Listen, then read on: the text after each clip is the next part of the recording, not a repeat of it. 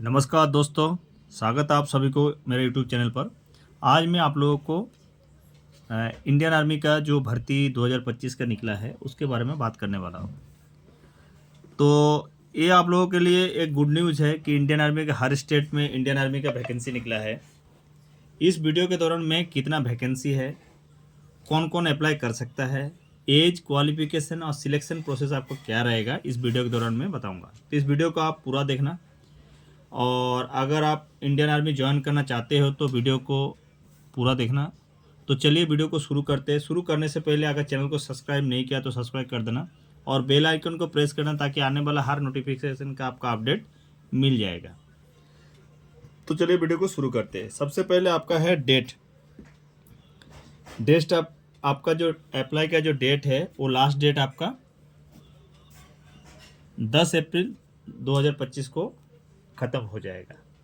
तो आपको date already शुरू हो गया, 12 तारीख से शुरू हो गया। 12 मार्च 2025 से आपका ऑनलाइन फॉर्म फिलअप शुरू हो गया, तो आप अप्लाई करना शुरू कर दीजिए। और आपका वैकेंसी है टोटल इसमें 25,000 प्लस, 25,000 से भी ज़्यादा आपका वैकेंसी है। पोस्ट में आपका कौन सा है, इसमें कांस्टेबल जीडी है, टेक्निकल है, क्लर्क ट्रेड है, एसकेटी ट्रेड है और ट्रेड्समैन का ट्रेड है। ठीक है, दोबारा सुनिए। कांस्टेबल जीडी का ट्रेड है, टेक्निकल ट्रेड है, क्लर्क ट्रेड है, एसकेटी का ट्रेड है, ट्रेड्समैन का ट्रेड है। तो इतना ट्रेड आपका इस पोस्ट में देखने को मौका मिलेगा। तो आपका क्वालिफिकेशन वाइज आप, वो मैं बाद में बताऊंगा क्वालिफिकेशन आपको क्या क्या लगेगा, उसके वाइज आप इसको फॉर्म फिलअप कर सकते हो। ये ऑनलाइन मोड है, एप्लीकेशन आपका ऑनलाइन है। ठीक है, कैटेगरी आपका सेंट्रल गवर्नमेंट जॉब है। ठीक है, और जॉब लोकेशन आपको ऑल इंडिया है, ऑल इंडिया बेसिक है। ये ऑफिशियल वेबसाइट मैंने ये आपको लिख के दे दिया, आप इसको नोट कर लीजिए। @joinindianarmy.nic.in ये आपका वेबसाइट है। क्लियर है।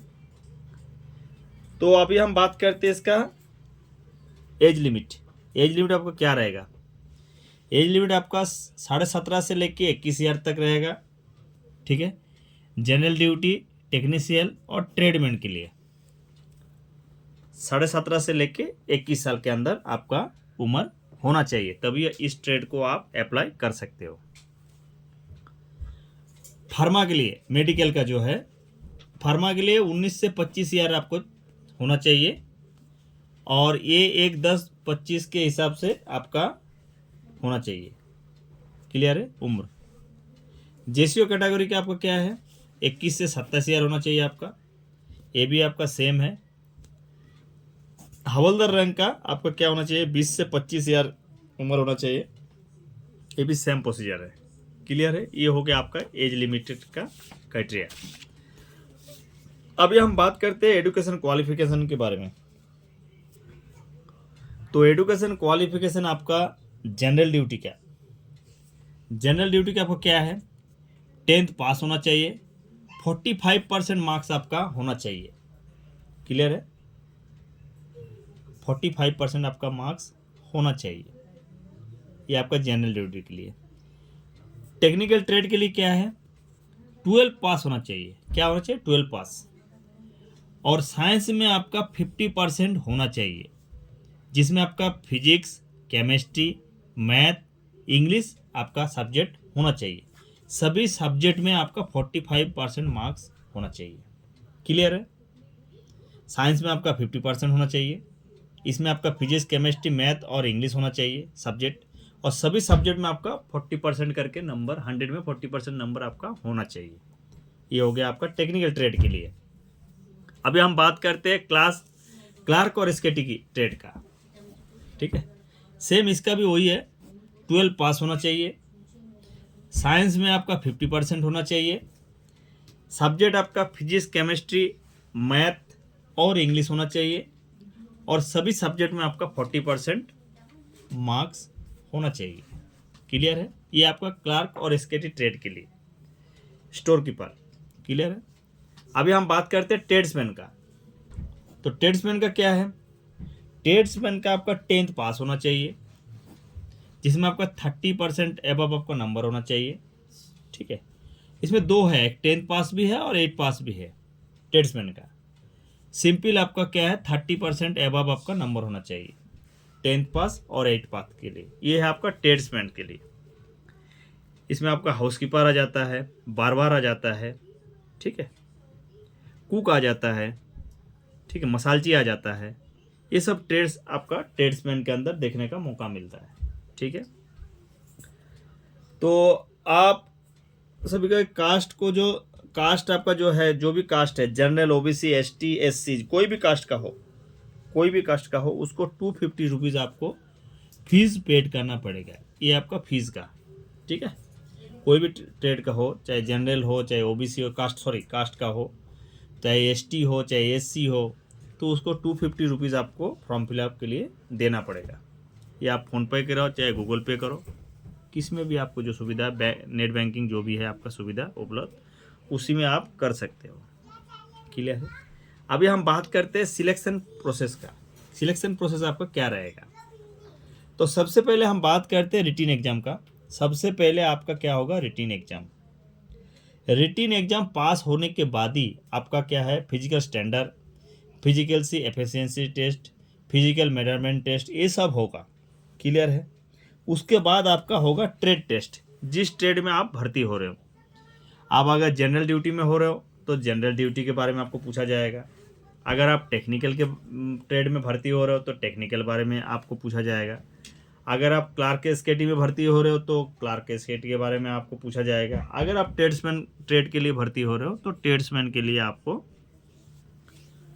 आपको नॉलेज होना चाहिए, ठीक है। तो जो भी ट्रेड के लिए आप भर्ती होना चाहते हो उसके बारे में आपको नॉलेज होना निहायत ही ज़रूरी है। तो ये आपका आगे फ़ायदा आएगा, ठीक है। आप बोलोगे सर हमें तो पता ही नहीं था, हम तो ऐसे ही आ गए। ऐसे नहीं है। अगर आप कोई चीज़ का आप एग्ज़ाम देने जा रहे हो उसके बारे में डिटेल्स जानना बहुत ही ज़रूरी है, तभी आप एग्ज़ाम में अच्छा स्कोर या मार्क कर पाओगे। तो ये हो गया आपका। और उसके बाद क्या होगा, हाँ, सिलेक्शन प्रोसेस में बता रहा हूँ, जो जिसके बारे में बात कर रहा था। उसके बाद आपका क्या होगा, उसके बाद आप ट्रेड टेस्ट के बाद आपका होगा डीबी। डीबी क्या होता है, डॉक्यूमेंटेशन वेरिफिकेशन, डीबी, ठीक है।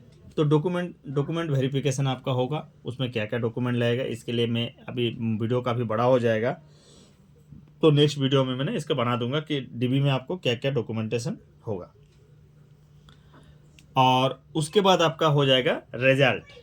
आप मेरिट लिस्ट में आपका नाम आ जाएगा, ठीक है। तो ये हो गया आपका सिलेक्शन प्रोसेस। अभी हम बात करते, थोड़ा सा आपको हिंट्स दे देते हैं कि फिजिकल एफिशिएंसी टेस्ट में क्या क्या होता है। तो फिजिकल एफिशिएंसी टेस्ट में आपका रनिंग होगा। रनिंग क्या है, 2 ग्रुप में बांटा जाता है, फर्स्ट ग्रुप, सेकंड ग्रुप, ठीक है। फर्स्ट ग्रुप में आपको क्या है, फर्स्ट ग्रुप में आपको क्या है, 1.6 किलोमीटर को 5 मिनट 30 सेकंड में क्लोज करना है, ठीक है। तो इसका तरीका एक ही है कि जो 1.6 किलोमीटर आपका जो ट्रैक रहेगा, ठीक है, 400 का जो ट्रैक रहेगा, ट्रैक के अंदर आपको जो फर्स्ट जो स्टार्टिंग होता है, जो मैं फर्स्ट ग्रुप रन की बता रहा हूँ, मैं नॉलेज बता रहा हूँ आपको, थोड़ा आपको काम आ जाएगा। जो फर्स्ट जो रनिंग स्टार्ट होता है, इसमें आपको क्या है, 50 बंदा, 100 बंदा या 200 बंदा भी आपको खड़ा कर सकते हैं 10-10 के रो के हिसाब से, ठीक है। कोशिश करना फर्स्ट रो में खड़ा होने का, और जैसे रेडी गो बोलते हैं वैसे आपने 100 मीटर आप फुल स्पीड में पिकअप लेना, ताकि जो भीड़ होता है ना, वो भीड़ में क्या होता है, आदमी अच्छा रनिंग करने वाला भी फेल हो जाता है। तो कोशिश करना राइट साइड लेकर आप क्या रनिंग को राइट साइड ले लेना, खाली जगह। हमेशा लेफ्ट साइड में कभी रनिंग नहीं करना, वो सर्कल छोटा होता है और उसमें टर्निंग होता है, तो उसमें गिरने के चांस ज़्यादा रहता है, ठीक है। इसलिए क्या करना, धीरे धीरे करके आप राइट साइड में चला जाना। थोड़ा ट्रैक बड़ा होगा, आपका 450 मीटर हो सकता है, लेकिन आपका रनिंग एक्यूरेट होगा। और 100 मीटर आप फुल स्पीड लेना फास्ट में। उसके बाद धीरे धीरे आप जो ग्राउंड में प्रैक्टिस करते हो उसी हिसाब से आप रनिंग करना, ठीक है। 3 राउंड। उसके बाद जो लास्ट राउंड होगा, जब आपका 200 मीटर बचा रहेगा, आप फुल पिकअप देके कैसे भी करके उसको पूरा करना। आप 100% फर्स्ट ग्रुप में अगर रनिंग पास नहीं हुआ तो मेरे को कमेंट में बताना। अगर ये सलाह मेरा अगर काम नहीं आएगा तो आप बताना मेरे को कमेंट में, ठीक है। और नेक्स्ट क्या है आपका, जो आपका पुल अप होता है, पुल अप को आप क्या करना है, 10 बार करना है। अगर एक्सीलेंट करना है 10 बार, एक ग्रुप 1 की बात कर रहा हूँ मैं, फर्स्ट ग्रुप वाला। पुल अप आपको 10 बार करना है। तो इसलिए बीम, जिसको बीम कहते हैं हम, तो इसको घर में दबा के प्रैक्टिस करना। आप 15 बार पुल अप प्रैक्टिस करना, तभी आप 10 बार पुल अप। क्यों, आप पूछोगे सर क्यों, 10 बार बोला तो 10 बार ही करना है? नहीं, आप 15 बार प्रैक्टिस करके रखोगे तभी आप 10 बार पुल अप कर पाओगे। आप 2000 मीटर अगर प्रैक्टिस करके रखोगे तभी आप 1600 मीटर दौड़ पाओगे। क्लियर है? तो पुल अप में क्या करना है, आपको 15 बार प्रैक्टिस करके रखना है। इसमें क्या होगा, बोलेगा अप, फादर का नेम, आपका नाम, आपका मदर का नाम, डाउन, फिर दोबारा बोलेगा अप, बोलेगा आपका एज क्या है, ठीक है, कहाँ का रहने वाले हो, फिर डाउन बोलेगा। तो ऐसे कर करके आपको कराएगा तो 15 पूरा हो जाएगा। इसीलिए आप 15 बार पुल अप प्रैक्टिस करना है। ये आपका एक टिक्स मैंने बता दिया।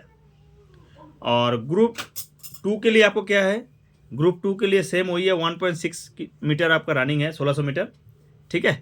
तो वो आपको क्या है, 5 मिनट 45 सेकेंड में आपको पूरा करना है। क्लियर है? और उसमें पुल अप का क्राइटेरिया क्या रहेगा, 6 से 9, 6 बार 6 बार तो पास है, 6 बार तो आपको करना ही करना है, तभी आप पास हो पाओगे। तो ये सेकंड ग्रुप का आपको मैंने फिजिकल एफिशिएंसी टेस्ट बता दिया। तो ये इसके अप्लाई डेट ऑलरेडी शुरू हो गया आज 12/3/2025 तारीख से, 25 के हिसाब से, ठीक है। और लास्ट डेट आपका 10 अप्रैल 2025 को है। तो ये पक्का ध्यान रखिएगा, ठीक है। मेरे वीडियो अगर अच्छा लगा तो जरूर सब्सक्राइब कर देना दोस्तों।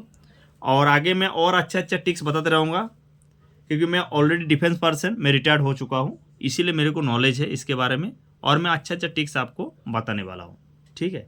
तो ये वीडियो इतना ही, मिलते हैं नेक्स्ट वीडियो के साथ। जय हिंद, जय भारत।